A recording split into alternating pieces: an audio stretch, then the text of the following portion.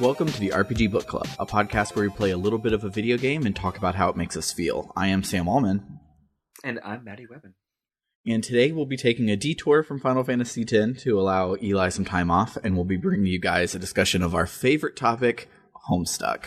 Homestuck! Hell yeah, that's right. All Homestuck references all the time. You can't get away from them today. So me and Sam are just absolute fucking diehard Homestuck fans. Because I unfortunately moved computers and lost my bookmark, and when half the pages in the second half of the thing are just called equals greater than, it's really hard to know where I was. So I am rereading it currently, so I don't actually know the ending, so don't spoil it. But it's such a good ending too. I was like, I think I was like 2 or 3 months away from the ending, but he, after like taking almost a year off, like before then, it was like new shit every day, and it's just it racked up, and I have no idea where I am. Yep.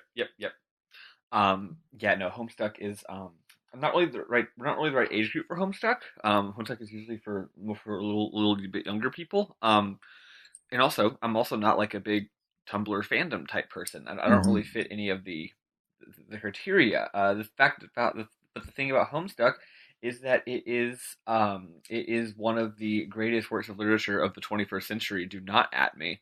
Yeah. It's just stupendously good, and everyone should read it. And in my reread, I'm doing it on the physical version, and so it has the author commentary all the way through it. And there are so many things that you think are he made it up at the very beginning, and then when he was like back into a corner, he pulled it out of his ass or something. But no, he actually planned like every throwback, every little thing. There was just one so far where he's like, I went and I retconned and drew it into this panel, but all the rest of them, he just was like, oh no, I brought in Jake this early because I knew who Jake was, and I knew what he was going to be doing and how important he was going to all be. And it's just, oh god, it's don't even nuts. talk to me about Jake. Well, we're about to a lot because he's in this game. So anyway, to back up a little bit, Homestuck is a webcomic on the internet. It is a very multimedia webcomic. It has comics. It has little games like as part of the comic. It has videos as part of the comic. It has a shit ton of music. And if you follow things, you'll know that that it's very tied to a much more popular recent video game called Undertale. Undertale is heavily inspired by Homestuck, more in tone than in content. But in just sort of theme and feel. But it's directly inspired by it because the guy who made Undertale, Toby Fox, wrote, drew a lot of, and programmed, and most importantly wrote the music for. His previous thing he was known for was writing a lot of music for Homestuck. Fun fact, he also worked on Hiveswap, the game we're going to be talking about today. He did indeed, although he was not the primary composer, according to the end credits at least. Yeah. So that's what Homestuck is. Sam, you haven't finished the game, but this is not a spoiler really to say that the overall plot of it takes a long time to coalesce, but it's basically a super elaborate creation myth. It literally is about a bunch of kids who are charged with, as part of the natural order of the universe, creating a new world. It's and they have to go through all these hoops, and there's all this drama, and they fuck it up like 5 times, have to like reset, and that's why there's like 4 different like timeline realities. And then they think hopefully we'll finally get it right this time. And it's all about teens having big feelings. Hiveswap is a highly anticipated, hugely amount of money Kickstarted adventure game that is in the Homestuck universe. It had a lot of development hell, unfortunately. We don't have time to talk about it because we frankly got enough to talk about today. But they had some trouble. It was going to look one way. They had this developer they were contracting it out to. Andrew Hussey, the guy who makes Homestuck, was having this developer help him. And then I guess it just didn't work out with that developer.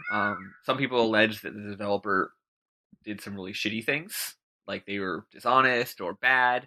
I don't know if that's true at all, and I wouldn't want to smear the developer. Other people just say that the relationship didn't work out. The game wasn't going the way that Hussey wanted it. on the Homestuck wiki, they mention that that first developer was doing it all in 3D, but 3D gets real expensive, and so they were like, scratch that. We have all of these 2D artists from Homestuck. Let's just make it in 2D, and then they did. Yep. So they ended up breaking off the relationship with that developer, basically forming a new game development studio from scratch. Yeah. So Hussey brought it all in-house. Yeah. And they made it. It is part 1. Originally part 1 of 4. Now it's part 1 of 8. No, it's part 1. It's still part 1 of 4 from what I see. Yeah. I saw that an entire other 4-part series as well now. No, I mean, I thought it was two-part series is what I was saying. It might be 2-4. I don't know. Maybe you're right. Who knows? Point is, it is not a complete story. Yeah. Hopefully they will finish it, even though they had troubles, because oh boy, I gotta know what happens next. Yeah, it leaves on like when I got to the ending, I was like, it's probably about to end. This feels like a good first episode cliffhanger, but I really don't want it to be over. Yeah, and then it was. Yeah. So that's the context. That's what it is. Although, again, how do you say what Homestuck is? And also, it is written by the lead writer. It's not Andrew Hussey, though of course he was involved in the scenario and the plot. It was his game. The actual lead script writer who wrote most of the writing, the actual dialogue and the text in the game, is this dude named Cohen Edenfield, who you might know as the Twitter personality Cohen is a Ghost. Nice. I really love Cohen as a Ghost. He's great. Although the funny thing is that ever since he got this job, he hasn't been tweeting nearly as much, probably because he's too busy. He used to be a very, very prominent Twitter person, I would say.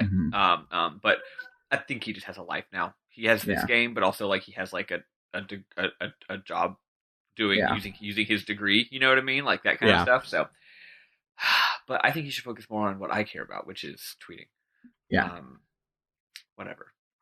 Anyway, before we jump in to discuss Hiveswap Act 1, not to be confused with Hiveswap Friend Sim, which is a 18-part video game that was released in between Act 1 and the eventual release of Act 2.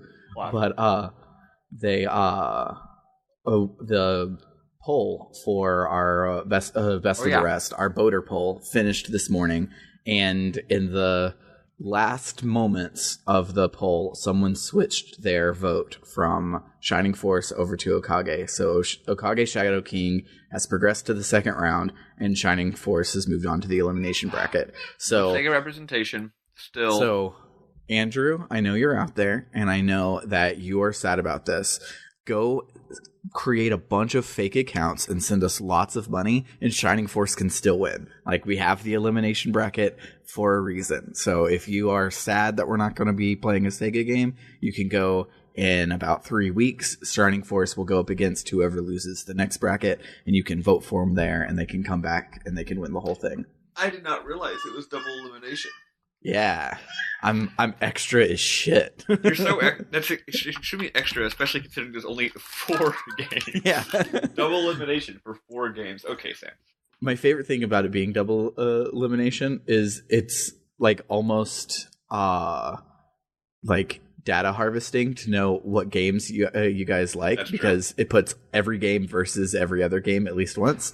And so I could be like, oh, okay, nobody really likes Sega games, but they hate Dragon Quest more. So let's play Dragon Quest Sega, some Chinese bootleg for the Mega Drive.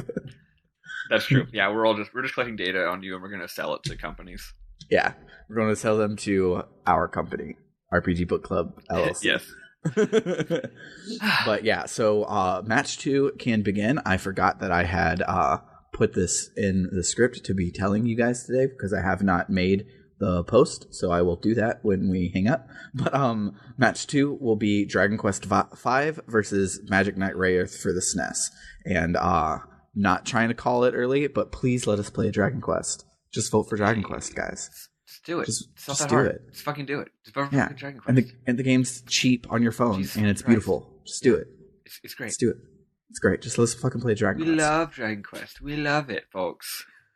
But yeah, so go vote on our Patreon if you're not a patron. So it just takes $1, which is the smallest amount. I was trying to make it just be a penny, but Patreon only works in dollars. So send us $1 and you can vote, and then you can cancel as soon as you vote. I don't care. That's fine. You can cancel, folks. Yeah. Or I just want your money. No, I just want votes, because right now we have an even number of patrons, so we'll get to a tie like we did this last time. So just one more person come in and vote, and we'll stay away from all those ties. Hell yeah. Anyway, on to the video game. Sam, I am sorry. I just explained all that shit myself instead of doing it in the really cute way that you did in your notes. I'm sorry. It's okay. My notes were cute, but it's fine. So, now we're on to the actual game. Sam, lead off. Yeah. So, we start the game watching a brother and sister play around in an impeccably animated backyard. And then, of course, the beat drops and the music slaps.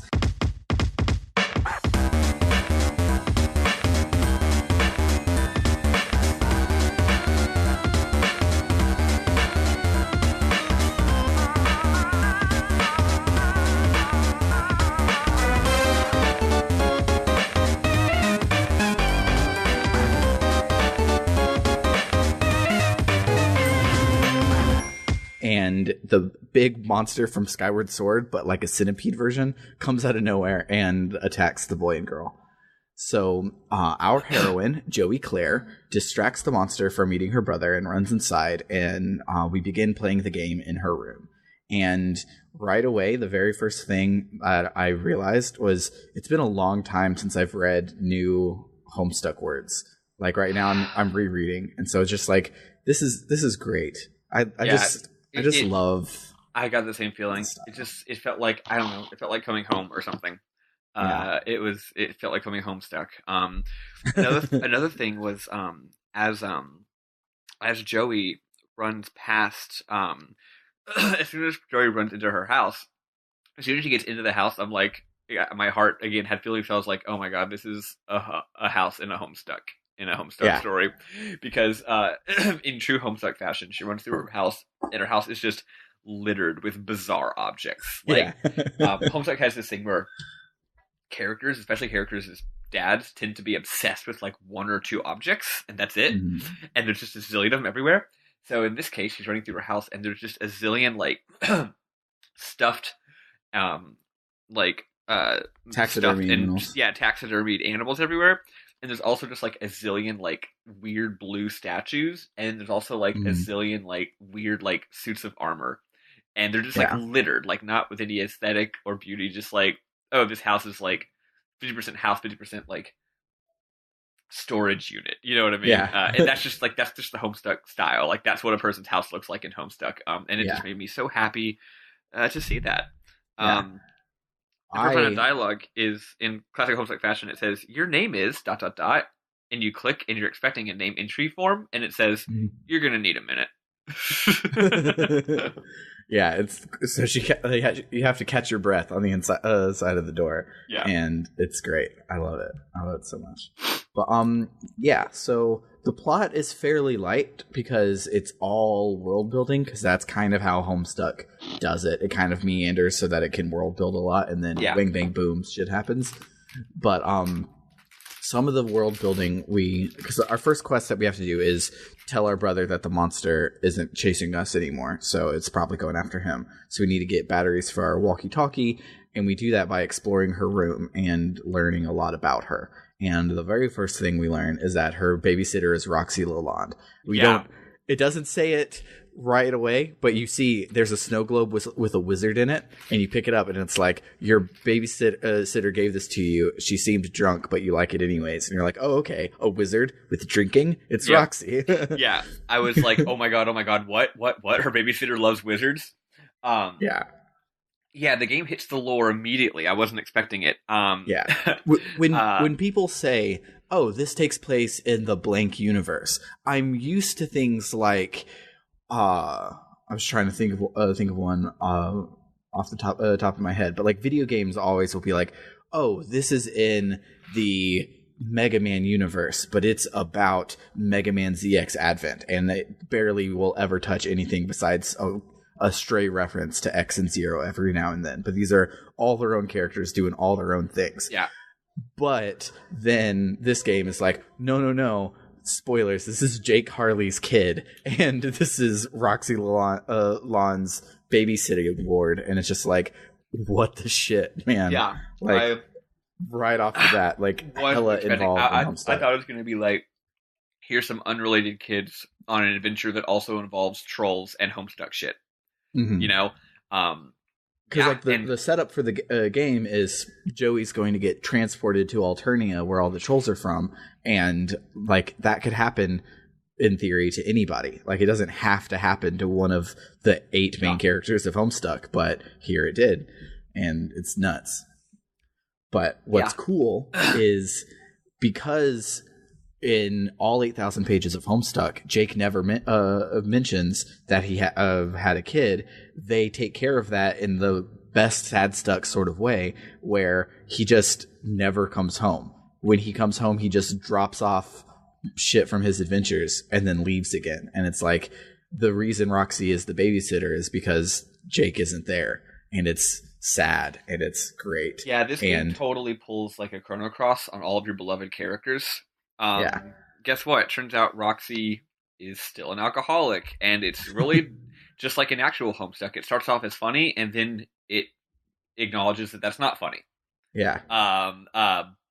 And Jake is a complete piece of shit, just like he is in the comic, and he has not improved as a person, apparently. Yeah. Yeah, it's depressing, actually. But anyway, moving on. Yeah, there's a lot. So other things we learn about Joey is that she likes a lot of cool things, but hates Bubsy. And one thing I found out while I was researching, make sure I didn't skip anything, because being an adventure game, you have to click on all the things to find all the things, and I was sure I missed some stuff. And Bubsy is the only pop culture reference in the whole game. There used to be a whole lot more, but they changed them probably when Viz and Homestuck started their relationship, and Viz was like, yeah, let's not try and piss off anybody. So Bubsy is the only one that made it to the game. But there was things like Famicom and other video games and stuff that were all mentioned, but Bubsy's the only one that made it. What? Oh, Second Mom, yeah. Second Mom. Instead of Mother 2, she has a poster for a game called Second Mom. Yeah. Yeah, so there's a lot of jokes about like non-copyright infringing off-brand pop culture references, which is funny because the original comic would just do the pop culture references. And this one, I guess for legal reasons, they decided, you know what, let's just not... Also, it's like a commercial product, whereas the comic was free online. Yeah. So they're like, let's just avoid that, except for Bubsy. We'll put Bubsy in this game to say how much we hate him. Yeah. and then on the Troll Planet, you got a whole lot more like overt pop culture references, but because it's on the Troll Planet, everyone's trolls, so then it's a parody, so then they can get away with it. Yep. There. Yeah. But yeah, so you find out that your brother Jude likes aliens a lot and is sure that there's a conspiracy going on in this town related to them. And every time you talk to him, he's just like, by the way, I don't know if you know this, but we're fighting for our lives because I was right. And it's great. So you fix the walkie-talkie, and Jude says you need to go to the attic, but to do that, you need the key, which is in the trophy room. To get to the trophy room, you need to turn on the power in the basement. To get to the basement, you need to find D batteries for your flashlight. It's an adventure game. There's a lot of locked doors and a lot of keys. Yeah. My favorite thing is I was talking with Maddie. I was like, "How far did you get?" And she's like, "Oh, I'm about to go to the attic." I'm like, "Oh, have you met Jude? I love Jude." And she's like, "No." I'm like, "Okay, then I don't know why you're thinking that it's just going to let you go to the attic. Like, there's like 2 hours of game between. Game will be into a false sense of security because whenever you try to leave your room, you can. It's just unlocked. It's no big deal. And you even get an achievement called like, "What do you mean it's not locked?" So I was like, oh, even though this is Homestuck, I didn't have to do a bunch of puzzle bullshit just to leave my fucking room. I guess that won't continue for the rest of the game as well. And then you go to the attic and it's like, now you got to do a bunch of shit. Yeah. Going into the attic means you've reached the halfway point of the game. Yeah. My favorite thing about getting the batteries here is you get like the first ones you find are E cell, and you need to find D cell batteries, and you can find like 3 other kinds of batteries that don't fit. And if you keep the E cell batteries with you, you could try to use them on everything, and the joke just keeps being how much bigger and bigger they get. And then later there's a giant hole in the floor, and if you use the batteries on the hole, it's like these batteries won't fit in that hole. And just like, oh, the 90s with our ridiculously large batteries. Yeah. One thing about this game, and this is one reason why it's so cool, and it took me so long to play it, is that like most adventure games, you accumulate inventory. Mhm. You can click to use every inventory item on every other inventory item, and even more. You can click to use every inventory item on every interactable object in the entire game, and there's unique writing for it. Yeah. It's absurd. Like you go into a new room, and it's like, this is the kitchen. Here's the fridge. Here's all of the empty boxes of takeout you can click on. Here's the window you can click on. Here's the washing machine or the dishwasher you can click on. And all those things, you can go to your 10 inventory items and click on every one of those, and then click on the thing in the scene, and it'll say what happens when you try to use batteries on takeout. And a lot of it is really funny. And it's funny, it's characterful, but mostly it's just like absurd. Like, what the fuck? But the game is short enough where like combinatorically it's not completely insane. Yeah. Like, it's just enough where it's like, yeah, this is an absurd thing to do, but it also did take a finite amount of time. I don't think they were being absurd to do. And I read most of it. It didn't actually get as long as you think, because like your inventory doesn't change very often. So it's like, you've got these items, right? Eventually you get one more item. Okay, then you go and use that one item on everything. Yeah. You know, anyway, I just thought I'd throw that out there. Of course, as the game progressed, I read less and less of it because I needed to go to sleep. So I need to finish. There also was less and less of it when you get to Alternia. There were times when I was sure I knew the answer to the puzzle, and I clicked a thing, and I didn't even get a message for it. So I was really bad at the puzzles, is what that means. Yeah, there are a few times where you'll click on something and then click on the environment, and it just doesn't react at all. But very seldom. Like it definitely gives the impression that basically everything has unique dialogue, which is crazy. Yeah. You do a bunch of bullshit. And you wind up in the basement is the next important thing. Let me see if there's anything I want to mention. So at this point you start talking with your brother Jude. Mm-hmm. Sorry, wait.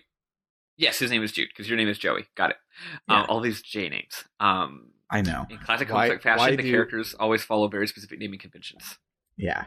It's 4-letter first name, 6-letter last name. Yep. And they'll no variation. Yeah. So and then Jude, the extended Harley family are all J's, which just gets nuts. Yep. So Sam had this in his notes, but we went past it. So Jude is Joey's brother. He's I think probably a twin brother, because that's how Homestuck works. But it seems more like it's a little brother. Like their relationship it's a little brother. You're the right. Sad Stuck here in a Yeah. second. Yeah, there's pictures with Joey and her mom, but there's no pictures of Jude and her mom or the three of them together. So it's implied that she died in childbirth, giving birth to Jude. Yep, or died some other way. But around the time of Jude being a little baby. Exactly. So Jude is he's got a treehouse. Also, real quick, isn't it weird that these kids were born in the Homestuck universe? Instead of like created through weird slime. Yeah, they're not Paradox clones. I mean, as far as we know. Yeah, as far as who fucking knows? Who knows where it's going from this? But so far, it's just kids.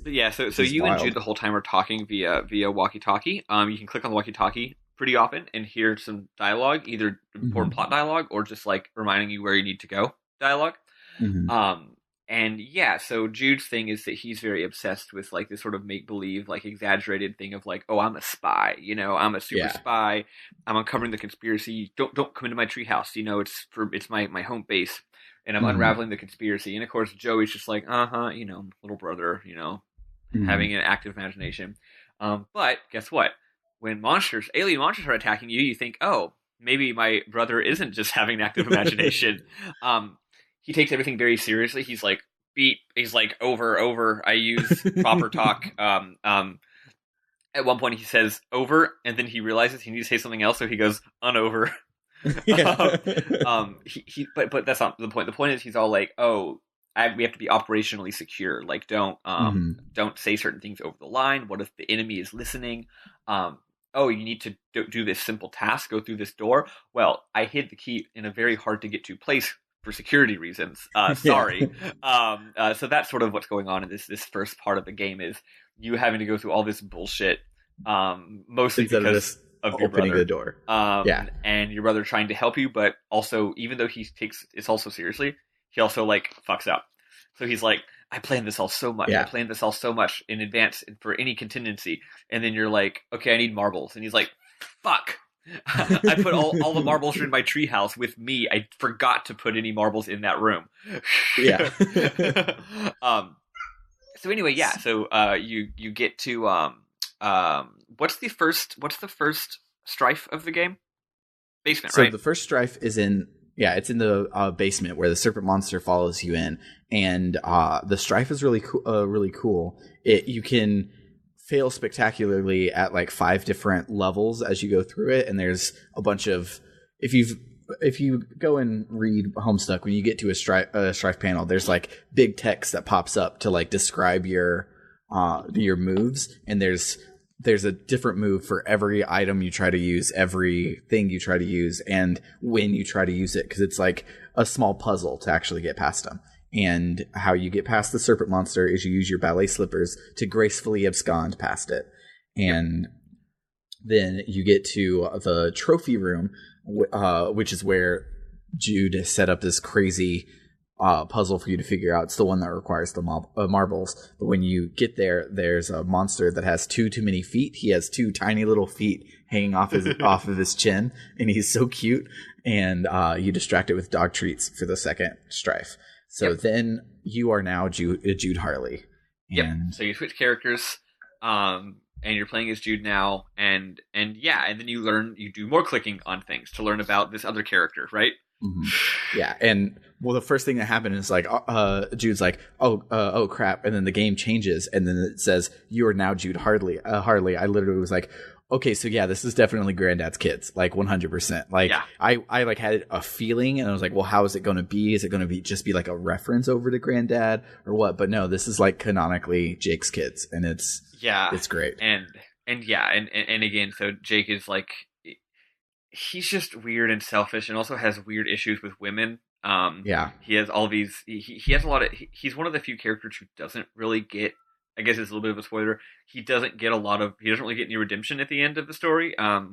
He kind of does. Like, he realizes he's an idiot, and he ends up helping everyone fight. He realizes he's an idiot, and he apologizes for being an idiot, but he doesn't like fix what's wrong with his fucking everything. Self.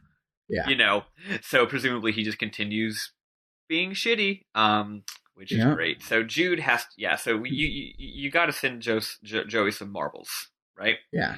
And you have these carrier pigeons, and there's this outrageously funny thing where you put the marbles in a pouch and you put it on the carrier pigeon, and he's like, hell yeah, like, go, fly, do it, be a hero. And there's this really well animated cutscene where the pigeon flies, and it's about to go and be a big hero, and the heroic music plays, and then a fucking monster like eats it out of the air.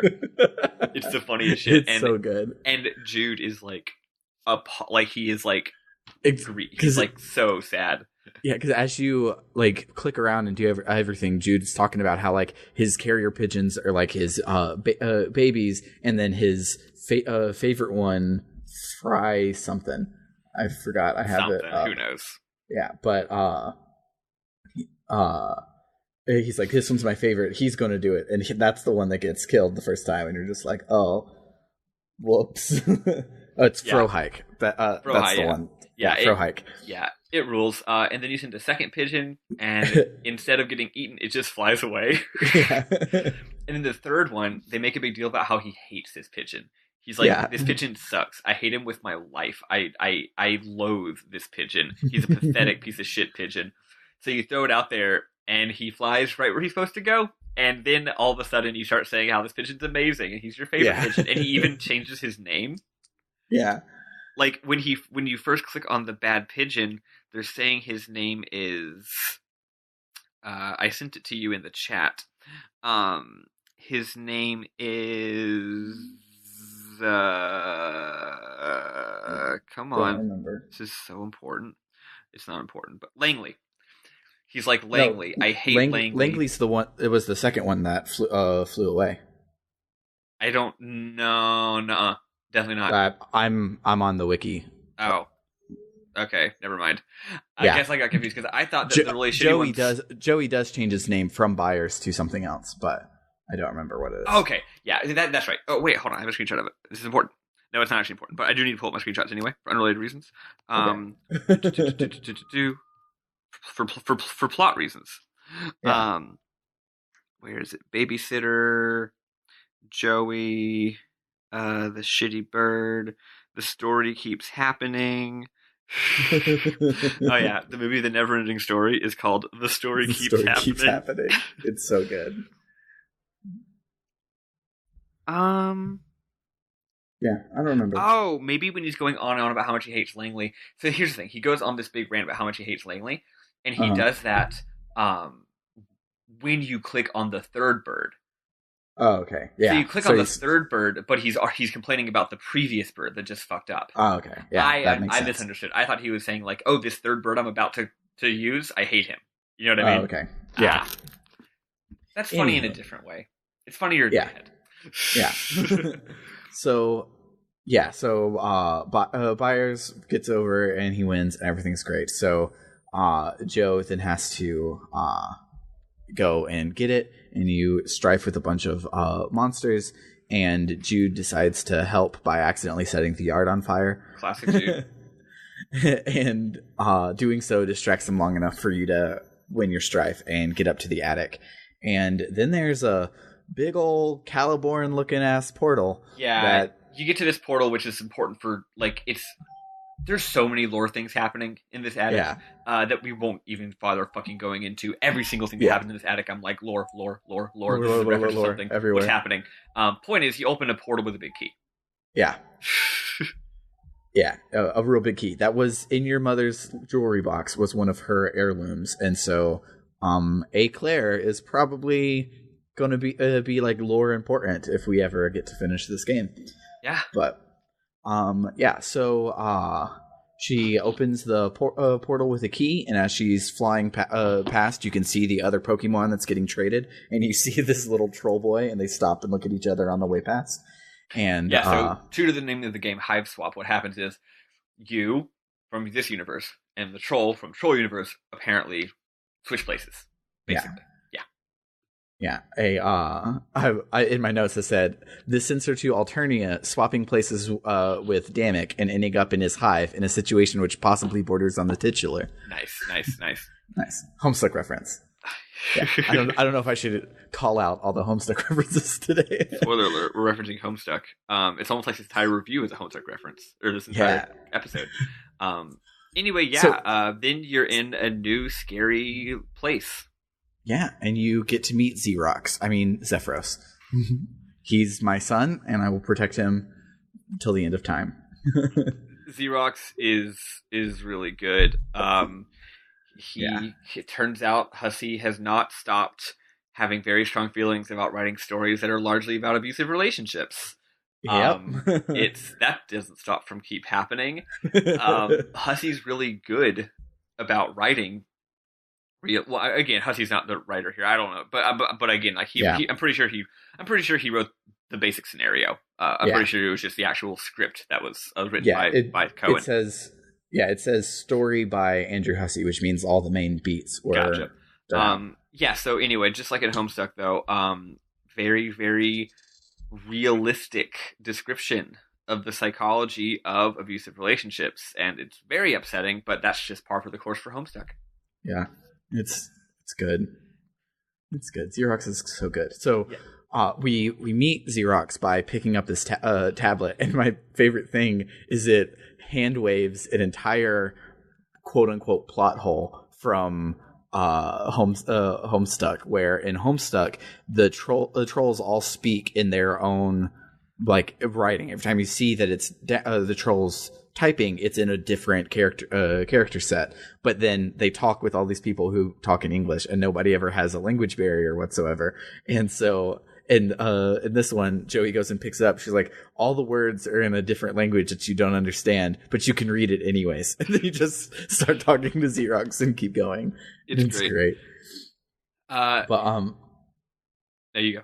Yeah, so when you're talking to Zephyros, he mentions that Damek is like Jude, but on steroids. So like constantly he's making Zephyros speak in code and not telling Zephyros what the code is, and always just like saying it's a test and all of these things. And so he's constantly tripping over his words because he thinks when you come up and you're like, hi, I'm not Damek, I'm an Earth girl named Joey, I really need your help, I'm really scared. He's like, oh, this is another test. And so he doesn't believe that Joey's not actually Damek for like the first 30 minutes. Yeah, he thinks that you're Damek trying to trick him by using the code. He's also he said that Damek is like Jude, but honestly, Zephyros is also a lot like Jude. I feel like him is an opposite Jude. Like Jude is all obsessed with being a spy and espionage and the plan and codes, but he does it very well. Whereas Zephyros is all obsessed with the same thing. Of course, we realize it's because of Damek, but still, he has the same obsession, but he's really bad at it. Yeah. So he's always fucking it up, but he's still trying to but he still buys into it, is the thing. So he's still like, oh, I can't tell you that because of bad OPSEC, or oh, I hid that key because of OPSEC, but he's like fucking terrible at it. So it's a nice little contrast there. It's really cute. Yeah. And so to finally prove that she is indeed an alien, she takes a picture of herself, and Zephyros is like, I wrote my notes Xerox too many times, but I'm trying to keep it like canon in what I'm saying. But so Zephyros is like, oh, you're an alien and your blood is red. That means the heiress is going to kill you, so you should join our rebellion. So he decides to go over and help her. And so we move over to Zephyros's house, where we get to control him, and we have to move his sloth Lussus out of the way so that he can escape over to Dimmick's house to save Joey. Lussus is a pet that's also your mom, because you don't have real parents. Yeah. And troll society is definitely a metaphor. I didn't realize this until yesterday, but I'm realizing that troll society, Homestuck obviously is inspired by very, very, very many works of art, but I never realized that there's a totally big parallel with Starship Troopers. Yeah. Just sort of the combination of patriotism, imperialism, mixing citizenship with military service. I'm like, oh, it's like a Starship Troopers thing. Yeah. It's good. But so to move his Lussus, you have to do you have to go into your game room to unlock the safe, but you made the safe require telekinetic powers to open, but your telekinetic powers are really shitty. So you have to go and find your energy drinks to boost your telekinetic powers so that you can get your Q-Bat to open up this thing to get snacks for your Lussus, to distract them with snacks so that you can get past. And some world building we get about Zephyros while we're there is he's super into arena stickball, and he's a rust blood, which means he has red blood because troll society is racist on your blood color.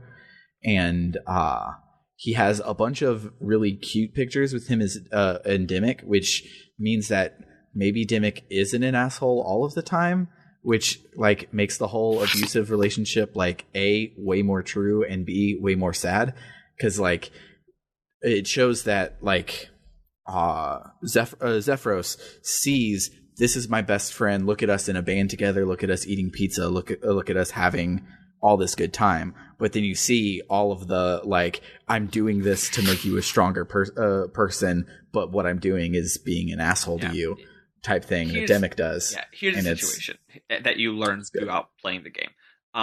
Dimmick is the leader, or wants to have this resistance, and Dimmick seems like he actually has legitimate, like, he's doing a real thing. Like, their society, they are stupendously oppressed, and he actually wants to rebel against the evil Empress and defeat her. And because of that, he wants himself and Zephyros to be strong and smart and get their shit together. But he's also just a very domineering person. So like, yeah, so he I don't think he's like forces Zephyros to do these things. Like Zephyros obviously is on board with Revolution. He's on board with being in a band. He's on board with all that stuff. The issue is just that he gives Zephyros, he's just completely domineering and gives Zephyros zero like control over his life, and he has no respect for individual boundaries or private property. In a joke he's seen from later. Joey even comments like, it really seems like Zephyros doesn't like have any respect for like your boundaries or private property. And Joey and Zephyros is like, well, Tetrarch Damek says that the concept of private property is a vehicle for exploitation and the tool by which the high blood subjugate the low blood underclass. And I'm like, well, he's not wrong. So that's the thing. It's just like taking everything times 100 too. You know, it's like, Zephyros wanted to be in a band. I don't know if Zephyros wanted it, but it's like, oh, me and Zephyros are in a band, and Zephyros does enjoy being in the band. Let's go so hard on being in the band. Yeah. Even if Zephyros is not as into it as I am, you know? Let's go super hard on Zephyros' training. Zephyros is a butler, but they're both butlers. So one world building thing that I didn't remember from Homestuck, so it's probably a new addition to the canon, is that the bronze bloods, Demek's blood is bronze.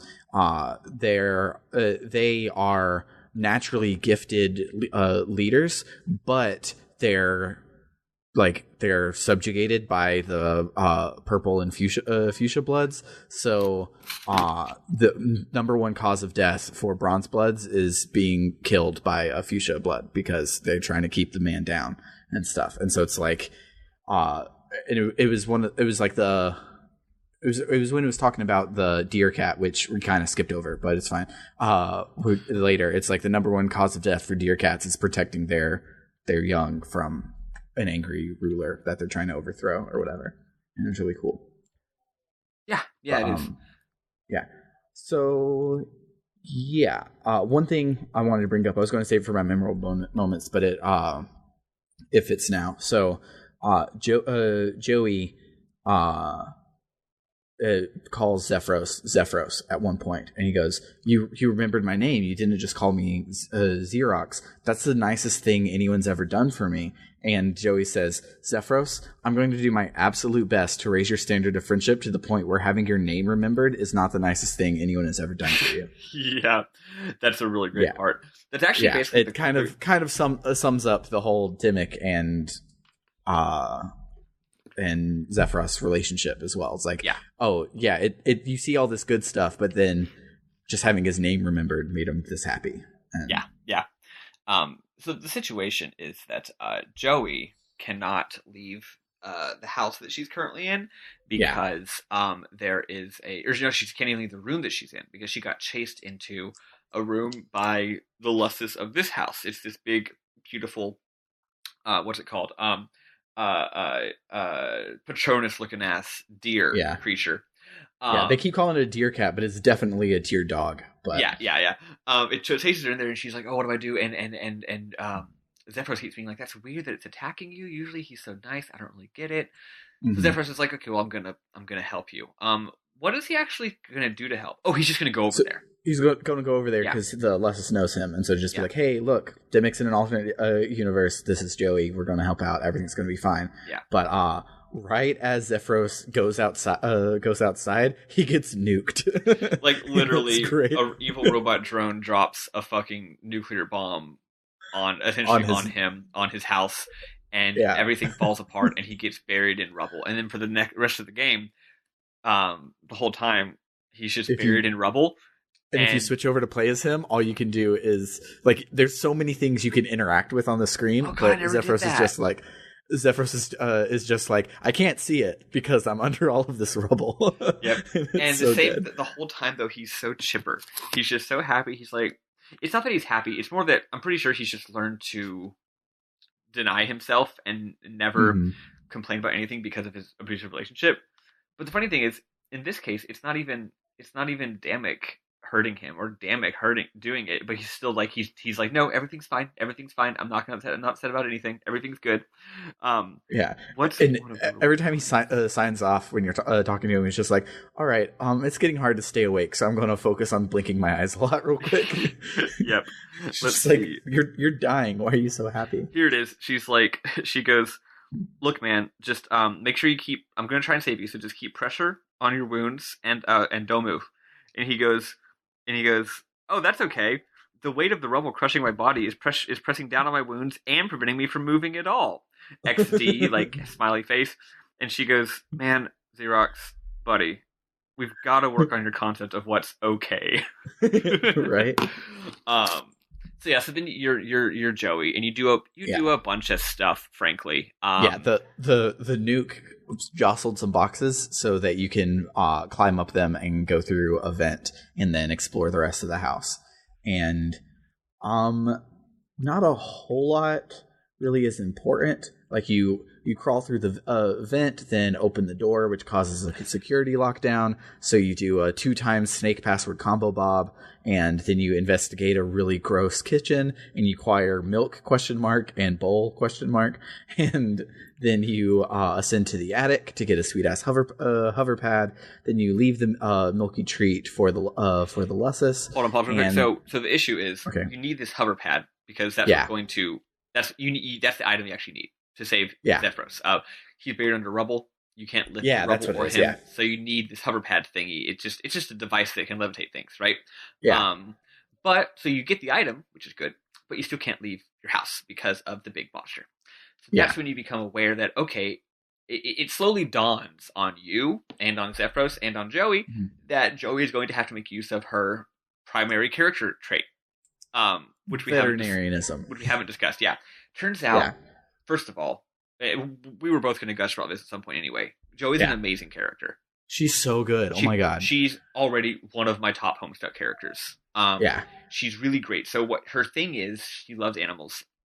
And I know that's a pretty common trait. Oh, I love animals, but like she really does. And she also really loves like all of the games she has, you play as a healer and there's no fighting because she doesn't want to fight animals. So she wants to just go around healing animals. And in a cool bit of psychology, I love how it's like this is so Homestucky. It's like I feel like her dislike of fighting and guns and love of healing is like maybe like 50% something inside of her that's innate that she was born with, but also like 50% a rebellion against her dad.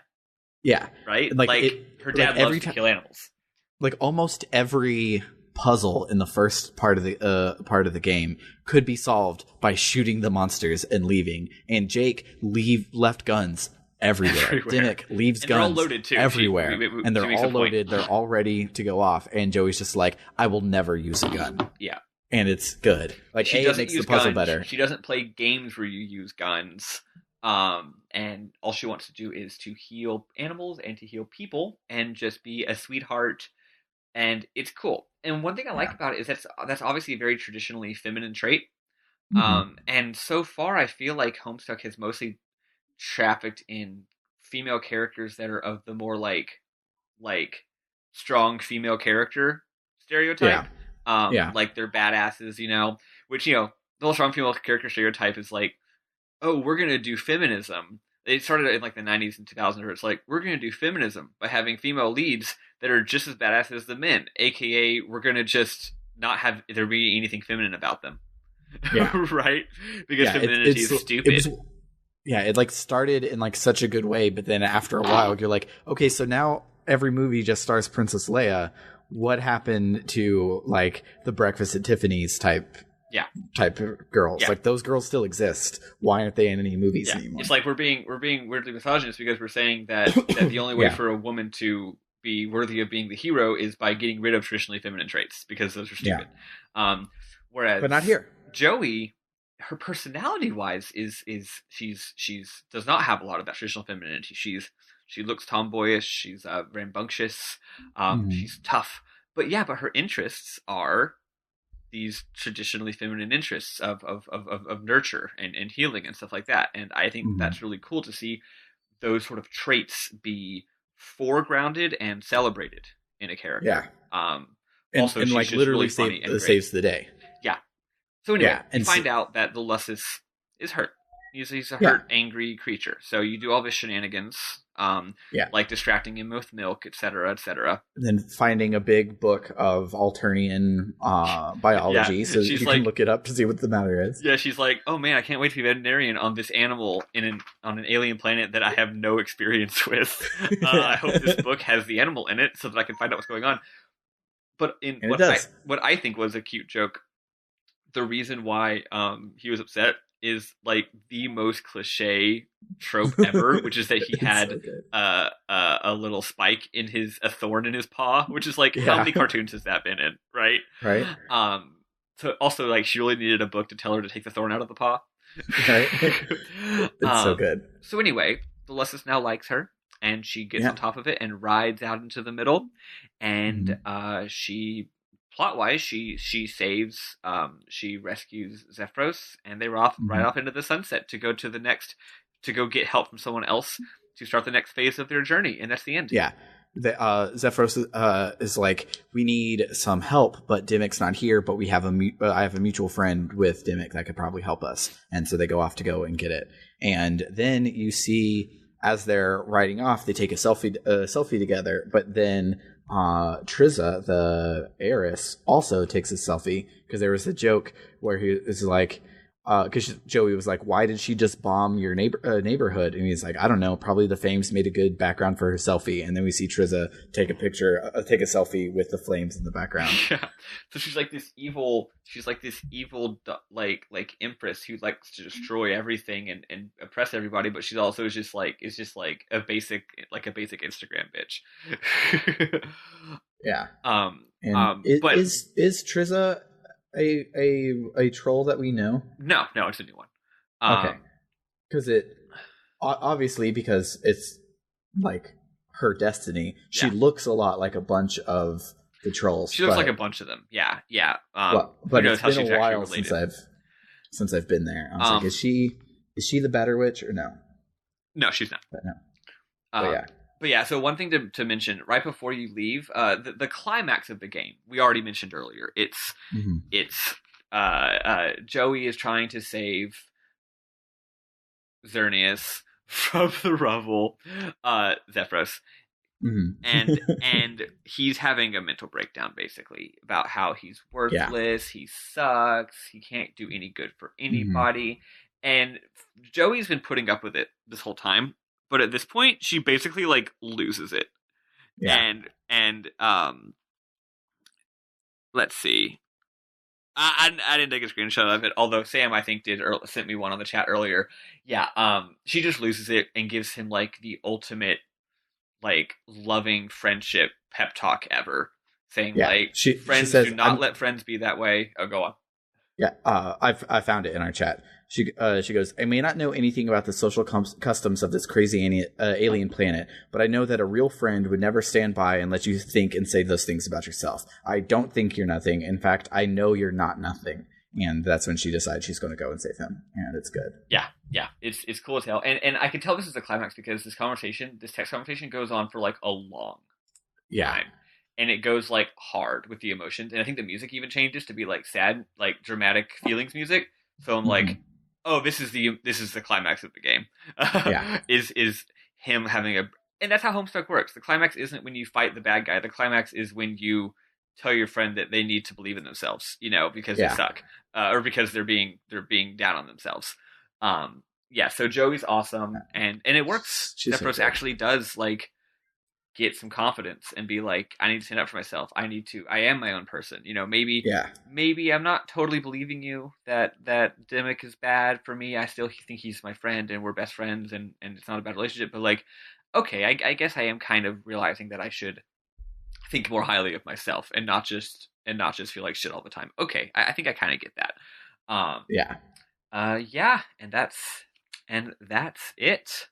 Yeah. Some, choice quotes from this game that I wanted to call out. So you go to your window at the very beginning, and you look out the window, and there's a bunch of monsters everywhere. If you click on them, Joey goes, "Yikes! More of them! Gentrification is the real monster." It's great. It's so good. And then if you talk to Jude right after, and you say that there's a bunch of monsters, he goes, "How many and how gross?" Over. Yeah, keep going through yours while I pull mine up. Yeah. So then, when you get by the monster with all the legs, Joey goes, "All right, monster inflicted death scene averted. You are unbelievably stressed out right now." And then the last one that I screenshot was just a overt Homestuck reference, because like besides it being like hella drenched in lore constantly, all of it has not been like callbacks, which is like if you read Homestuck, the entire point of it is it's all a callback. But the only one that I caught that was actually there was, okay, I really don't know what to say to any of that, which is something many a character says in Homestuck. I caught a couple of actual callbacks. Just a couple, though. Let's see. Oh, this is not a callback, but another great dialogue with Zephyros. Mm-hmm. When you're being Zephyros, Joey goes, "You're pretty upbeat about all this. I think if I was..." Oh, no, sorry. Zephyros goes, "You're pretty upbeat about all this. I think if I was suddenly shot across the galaxy or whatever, I'd be flipping out." And she goes, "Aren't you currently bleeding out under a ton of rocks?" And he goes, "Haha, I guess so, XD." Also, I'll skip that part. I don't care about that part. At one point, you're looking at in the fridge in Alternia, and you see a thing of grub sauce, and it says, "You don't ask about grub sauce. That's not what you do with grub sauce," which is that's an actual direct like repeat of a line from Homestuck. Which that's beautiful. I really appreciated how they don't actually do that a lot. Because that's cheap, right? Just like, remember that joke you already liked? We're making it again. Yeah. One thing that we did skip over when you're playing as Zephyros in his house, he's constantly worried that their communications are being monitored by the heiress. So you're about to say the part I just skipped over. That's great. You say it now. But he goes outside, and there's a package from Doc Scratch, which is a hugely important Homestuck lore person. Somehow I didn't put that together. The circle. He even calls it Scratchware instead of software, and so he gets that to protect him from the from being watched, so they could talk without code after that point. Oh yeah, and then the part that I skipped, but since you're already here, I'll say it anyway. Mm-hmm. You're uploading the software or the Scratchware, and he goes, "As a one-time special offer, all past messages are protected as well. Do you agree that you are already subject to the terms of service?" And the options are yes, as far as I know, and I'm vaguely unsettled by this. Also, at one point, for the millionth time, right? Zephyros is in trouble, and Joey says that she's concerned, and I don't know what Zephyros says. He's like, "You're concerned? Why?" And she goes, "Being concerned is what friends do for each other." Speaking of dialogue choices, this game has like Xenogears level top-notch dialogue choices. Very good, and, yeah. One of them is, I don't remember what Zephyros asks, but your choices are lowercase, no. Properly cased and punctuated, no. And then all caps with an exclamation point, no. That's when Zephyros is in the middle of his self-hate spiral, and you picking no is what starts Joey going on her believing herself tirade, because she at this point she's just fed the fuck up with it. Yeah, right. It's good. It's so good. It's so good. One thing that I love / hate about this game is that they stole my fucking bit. Okay, I am the one who makes references to The Great Gatsby. Okay, that is my gimmick. Other people can't have that gimmick, especially not people with more of a platform than me. Because then what do I have? I have nothing. Right? I am nothing if not my ability to connect anything and everything to The Great Gatsby. So right at the beginning of the fucking game, literally the second you get control of Joey, when you can walk around the room, whether it takes you 10 minutes or 5 minutes or 1 minute, depends on what order you explore the room in, right? Theoretically, though, the first thing you can do in the fucking game is go to the second part of it, the second screen of your room, look out the window when you're looking at all the monsters, where she says a line about gentrification, but also you see the treehouse with Jude in it, and he's blinking a light at you, like doing like a Morse code light, saying like, "I'm okay, I'm blinking my light." And you click on the blinking light, and the dialogue says, or the narration says, "You briefly muse on the metaphorical significance of the flashing light. What could it represent? The past, the future, America?" And I was like, "Fuck you! Who wrote this game? Did I write this game? Because that's the exact shit I would have written."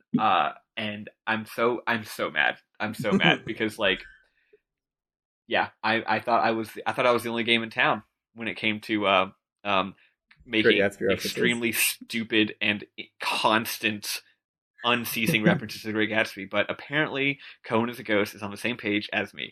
Fuck you. Speaking of the Morse code, when you get the walkie-talkie and you talk to Jude, she's like, "Hey, monster, blah blah blah blah blah," and he goes, "I already know. Didn't you get my message?" And she goes, I don't know Morse code." And that's good. Let's see. Okay, now switched over to my other thingy. Okay. If I have one thing I love about this game, but also maybe actually a criticism if I have one. Even though I love all the references and I love all the connections, I almost feel like I was surprised at how obvious they made it. Yeah. Like right at the beginning where it's like, your babysitter loves wizards. I was like, oh, that's like a hint that if you're really into Homestuck, you realize that that's Roxy. I wasn't expecting later to be like, here's a photo of Roxy. Yeah. You know, I was really enjoying the slow burn of like piecing together what it really was and maybe having an idea of what it was. But then it turns out they're like, no, we're just going to tell you. And I was like, oh, I was kind of enjoying the mystery. But which I think, like, I like it this way because, like, you get the slow burn if you're a diligent, like, looker arounder, which Homestuck would have made you. So if you're a Homestuck fan coming into this, you're going to be clicking on everything, and you're going to get that slow burn of everything. But if it's important down the line, they need the average person to know it. Yeah. And so that's like, okay, well, this is a picture of Jake Harley. It's Granddad. You now know. Also, I guess now that I think about it, I guess now that I am a on the record as a J.J. Abrams hater, right? And J.J. Abrams' whole thing is except for his Mission Impossible, because that's except for Mission Impossible 3, which rocks. J.J. Abrams is known for his mystery box storytelling, where he's like, we're going to string you along, and the whole point of the story, the whole reason we keep you invested, is we make you wonder about these mysteries. I do like how, because this game just does go ahead and just say, like, here's who she is, here's who your parents are, right at the beginning, you don't waste any effort with the rest of the story worrying about it. Yeah. Like, that's not the point. The point of the game is not string you along so that you don't know who your mom is or your dad is, and then have fan theories about it, and maybe they'll explain it in the next one, like fucking Star Wars 7, right? It's like, no, like, we're just going to tell you and build tension using actual drama and not just bullshit mysteries for things that we could have explained but just didn't, right? Yeah. So I guess I like that. But it was kind of surprising. It was like, oh, they're just laying it out there. But some of the nice little slow burn is early on you're looking through the kitchen and you're like, there's all this baking stuff, and she's like, what is it? Oh yeah. She's talking about, she has one of those easy bake ovens, and she's like, I ran out of all the easy bake stuff. I guess I could just use normal cooking ingredients, but it's not like I just leave cooking ingredients sitting around. Who does that? Who does that? People with moms, you guess.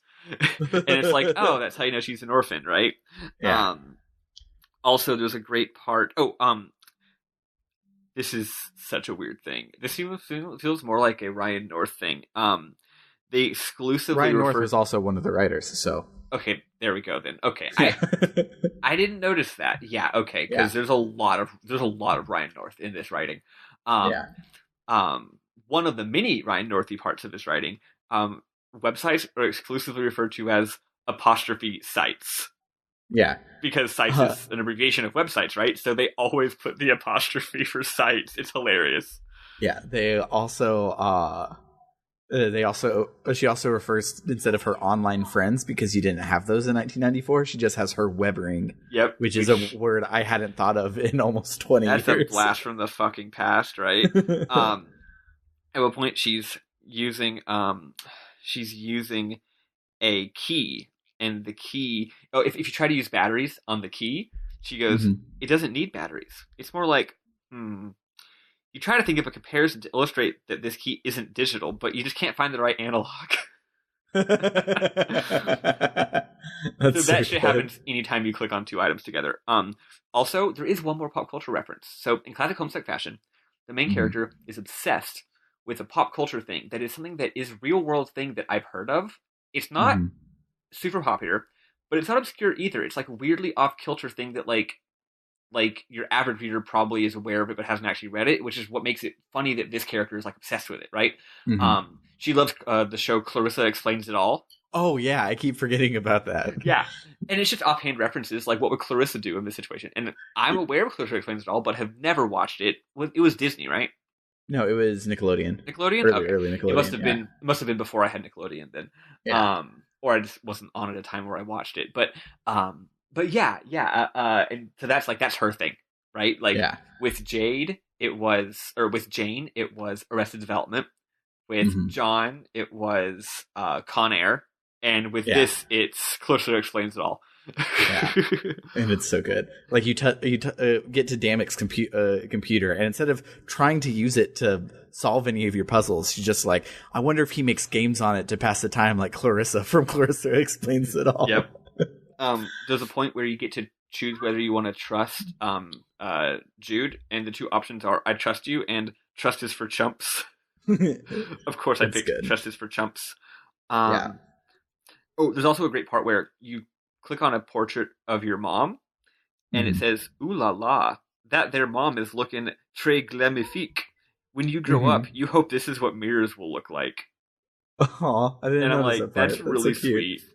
Also, there's a diptych of Jude and Joey, and she says that Jude puts the dip in diptych, and I'm like, that sure is a joke that Ryan North probably wrote. Right? It's so good. And then there's the part where they talk about how sometimes the babysitter goes into the attic and drinks a bunch of alcohol, and Joey and Jude don't bring it up because they don't know how to deal with that situation. Yeah. And then you also, when you get to the kitchen and you go to click on like this food that looks like it was being cooked, you're like, yeah, we were out of ingredients. So our babysitter said, you guys will be fine for 30 minutes, right? And went to the store to replace it. And turns out we were not fine for 30 minutes. Yep. Extremely fine. So that's where Roxy is during Hiveswap, is she's at the store. Also, tip for this game, maybe you don't have time to click on every single combination of every single possible item because that's absurd. But as soon as you get Byers the bird, clicking on Byers on everything is extremely funny. Well, the reactions you get is funny, but also just canonically as like role playing, like putting myself in the story. I love the idea that I'm going around like trying to use the bird on everything. It's just like, Byers, interact with this technology device, and Byers is like, I don't know what to do with this. Yeah. So that's how I play this game. Anyway, I know that was a lot of things, but like every line of this game is gold. Yeah, you should play it. It's cheap. You should also read Homestuck. It's free. Oh yeah, if you have not read Homestuck, don't get me wrong, you're definitely not exactly in the target audience for this game, but it'll be fucking fine. You'll still enjoy it. You won't get a lot of it, but you'll find it very funny, and you'll enjoy the characters. And like the story itself, like it explains all of the Homestuck related things you need to know in game, so you can probably play it without playing Homestuck. Oh, but it's absolutely. Also about how long to beat says 2 hours. Me and Maddie both took about 6 hours ourselves. Yeah, but, that's why so it's late. Between 2 to 6 hours of experience. Homestuck is 8,000 pages. It's much easier for you to play Hiveswap and play Hiveswap Friend Sim and see if you like it and then go back and dive in Yep. to 8,000 plus pages of I just Homestuck. realized something funny. There's only references to alpha kids in this game. Yeah. So if you play this game and you love this game, and then you go read Homestuck, all these characters that are the main characters in this game's babysitters and parents, you'll meet them after reading for about 100 hours. Well, no, actually, you meet them right away. You just don't know their names right away. So us saying Jake and Roxy. Oh yeah, there's no big deal. But extremely opaque Granddad. references. Yeah. No, not even extremely opaque references. Right. Oh, yeah. Well, both Jade and Rose talk with their. Yeah, I forgot that Granddad is alternate. You actually kept saying Granddad. I legitimately forgot that Granddad was alternate universe Jake. Yeah. So yeah, you see Jake and Roxy character in the first 2 acts, but yeah, you don't get to know them until if what we're saying makes no fucking sense. Just like I'm just gonna explain it. That way you'll either realize that Homestuck sounds like it's for you, or you'll be like, that sounds too stupid, I'm out. Okay, here's the thing. The first half of the story, okay, every character has a guardian. It's a very structured story. Everything's symmetrical. Yeah. Every character has one important person in their life that is absent. And they don't and so for Dave, it's his brother. For John, it's his dad. For Jade, it's Jade's grandpa, who is a hunter guy, an adventurer. And then for Rose, it's Rose's mom, who is an alcoholic, an abusive alcoholic. So basically, one character's mom is an abusive alcoholic, and one character's dad is an adventuring hunter. Way later in the story, there's some weird plot shenanigans, and you end up in an alternate universe where it's all flipped. Yeah. Now, the teen kid is an alcoholic, and her mom is a wizard, an intellectual wizard, kind of like Rose. Yeah. And the main character is a teen adventurer who loves to hunt, and his grandma reminds you a lot of that character from before. It's weird. There's a lot happening with Homestuck. In the show notes, I will put from the Kickstarter. Hussey actually wrote so let me tell you about Homestuck, sum up of it is, etc. So I'll put that from the Kickstarter in our show notes. So if by now you haven't read Homestuck and you've wondered why we talk about it every single week, you can go and see if it's for you. And here's the thing. This entire podcast was actually just and I don't mean this episode, I mean the entire existence of the podcast. Me and Sam were just trying to get all of our friends to read Homestuck. Yeah, that's all it is. That way they'll understand. Yeah. Eli, read Homestuck. Yeah. Everyone read Homestuck. It's so good, y'all. Not only will you get our dumb references, but then you'll start making dumb references, and then we'll all just be idiots together. Yeah, and if you have already read Homestuck, you should go out and read the physicals, because the author commentary is for literally every page. So there are 8,000 paragraphs of author's commentary in these Homestuck books. That is batshit. It's so batshit. Spoiler alert, Hussey really likes to write words. Yeah, they're good. They're so good. Anyway, I feel like that's probably it for the week. Also, I've got to go to work. Yeah. I wonder if we're going to be late or not. We'll find out. Yeah, so if you liked what you hear, let us know at RPG Book Club on Twitter, or at rpgbookclub@gmail.com, or on our Discord, which has a link in the description. It also has a link on both of those other things, so if you look us up, I'll get you a link to our Discord, no problem. Then head on over to our Patreon to vote on Best of the Rest Match 2, which will be Dragon Quest V versus Magic Knight Rayearth SNES, and throw some bones to keep the lights on around here. Oh yeah. I just realized we went the entire episode, we didn't talk about the one important thing. Just quick shout out. The music kicks absolute ass.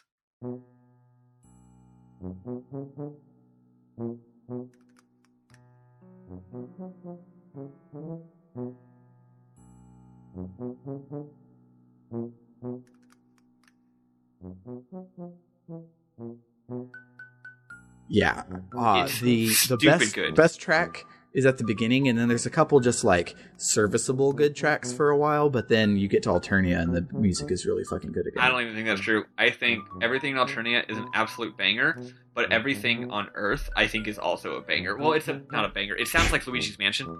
Yeah, it sounds like Greg Hercote, but good. Yeah, it is good background of a game music and less like Homestuck bangers. That's true. It rules. Great work to person who turns out was not Toby Fox, because of the influence Toby Fox had on Homestuck's music back when he was one of the composers for it. It obviously sounds a lot like Toby Fox. So another thing, if you like Undertale, he worked on it too. James Roach was the music lead, and Toby Fox was an additional music provided by. Did I just have a stroke during the credits? I was watching when the credits rolled at the end of this game. I was watching the credits, and I was like, I didn't notice Ryan North. Apparently, I didn't notice Toby Fox, even though that's the reason I was watching the credits, was to see if I knew anyone in the credits. Okay, I guess I'm just incapable of reading words on a screen. I would not be good at being in the Matrix. Anyway, great job with the soundtrack, guys. Yeah, it was super good. But come and see us. We'll be back to Final Fantasy X next week, more than likely. And one thing I think is hilarious is it feels like we took 3 weeks off to then take another week off, but we didn't actually take any weeks off. We just sucked at recording this episode of Final Fantasy. Yep. But come see us, hang out. We love all of you. Go read Homestuck. Yeah.